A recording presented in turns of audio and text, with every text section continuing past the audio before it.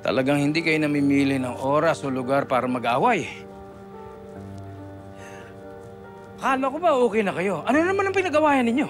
I'm sorry, Dad. Hindi ko napigilan ang sarili ko. Nasasaktan kasi ako.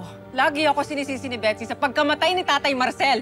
Hindi ko naman siya ina-accuse, love. Sinabi ko lang yung opinion ko na sana bilang asawa may ginawa siya para tulungan si Gerald. Sinungaling ka, hindi lang yan ang sinabi mo, Betsy.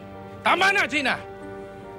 Ayoko nang narinig nag-aaway kayong dalawa. Apologize to each other right now! Bakit ako magsasorry? Wala naman ako It kasalanan. doesn't matter kung sino nag-umpisa! Apologize to each other right now, itong segundong ito. Gina! Apologize. I'm sorry. Betsy. Sorry.